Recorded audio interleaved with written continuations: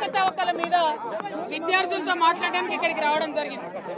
కేసీఆర్ గారి పరిపాలనలో కూడా అవకతవకలు జరిగినటువంటి విషయాన్ని విద్యార్థులు ఇక్కడ చెప్పడం జరిగింది. ఆనాడైనా ఈనాడైనా విద్యార్థులతో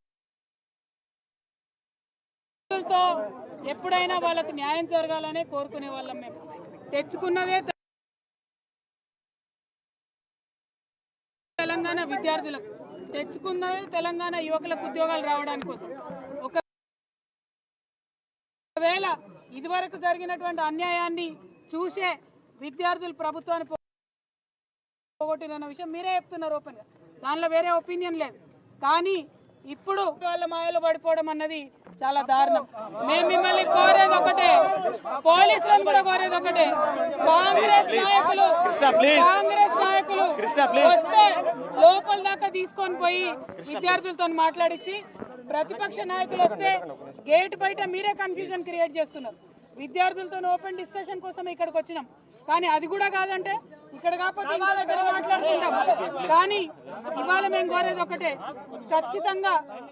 ఖచ్చితంగా గ్రూప్ 1లో అక్రమాలు జరిగినాయి అన్నది ఇవాళ ప్రతి ఒక్కరు ఒప్పుకుంటున్నారు.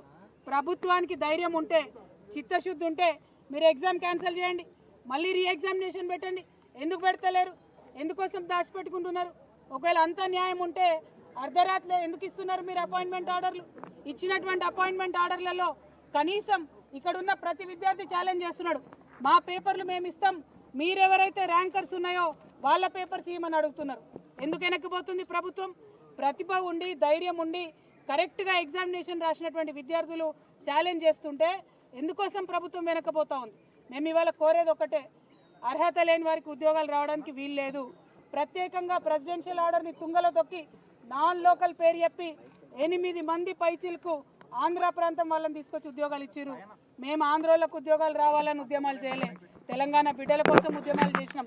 మా వల్ల తప్పై ఉండొచ్చు, ఆ ప్రభుత్వంలో నేను కూడా భాగస్వామిగా ఉన్నా, తప్పు జరిగి ఉండొచ్చు. మనలో మనం తెలంగాణ వాళ్ళం తప్పు సరిదిద్దుకోవాలి. అంతేగాని ఇవాళ ఆంధ్రోళ్ళ కోసం తలవంచినటువంటి ప్రభుత్వాలు ఆంధ్రోళ్ళకి ఎట్లా ఉద్యోగాలు ఇస్తున్నారు? ఆ విషయాన్ని గుర్తించండి, ఆ విషయాన్ని గమనించండి. తప్పులు మనం చేద్దాం, అవసరమంటే మనమే సరిదిద్దుకుందాం. ఇంకొక అంశం, ఖచ్చితంగా అవినీతి జరిగింది, ఖచ్చితంగా ఉద్యోగాలు అమ్ముకున్నారు. ఇవాళ కాకపోతే రేపు ప్రూవ్ అవుతుంది.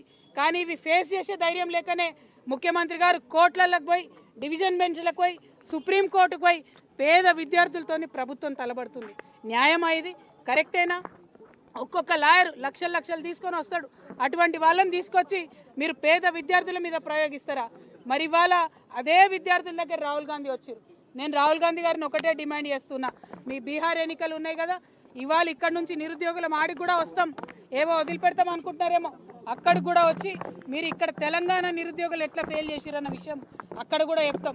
మీరు ఎక్కడికక్కడ ఏ రాష్ట్రంలో ఆ రాష్ట్రంలో విషయాలు చెప్పుకొని బయట పెడతాం అనుకుంటున్నామో, అట్లా కుదరదు. తక్షణమే ఎగ్జామ్ రద్దు చేయాలి.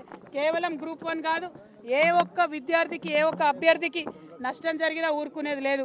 నేను పోలీస్ వాళ్ళని మళ్ళీ విజ్ఞప్తి చేస్తున్నా, విద్యార్థులతోని ప్రశాంతంగా మాట్లాడుకుందామని వస్తే మీరు గొడవ చేశారు, గేట్లోకి రానియలే. గేట్లోకి రానిచ్చినాక లైబ్రరీలోకి పోనీయమంటున్నారు.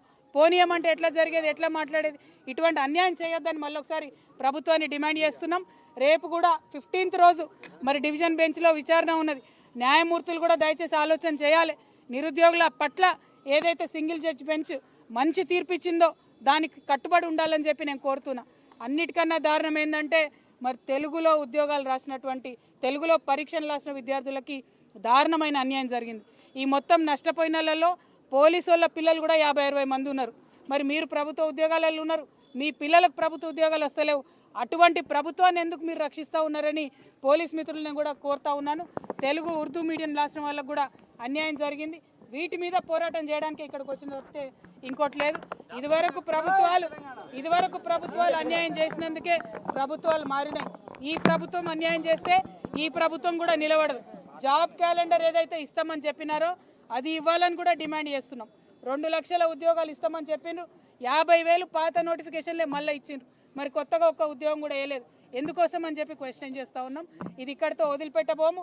రేపు ఒకవేళ డివిజన్ బెంచ్లో మనకు అనుకూలంగా తీర్పు రాకపోతే సుప్రీంకోర్టు వరకు కూడా నిరుద్యోగుల వెంట మేము నడుస్తామని ఈ సందర్భంగా తెలియజేస్తూ ప్రభుత్వాన్ని భేషజాలకు పోవద్దు, గ్రూప్ 1 రద్దు చేయాలని మరొకసారి డిమాండ్ చేస్తున్నాం. జై తెలంగాణ, జై తెలంగాణ, జై తెలంగాణ.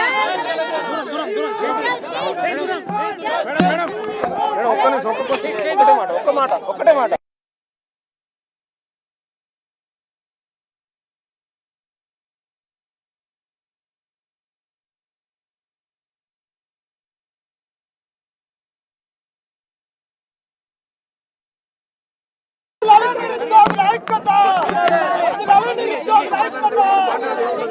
ఇవాళ గ్రూప్ 1 లో జరిగినటువంటి అవకతవకల మీద విద్యార్థులతో మాట్లాడడానికి ఇక్కడికి రావడం జరిగింది.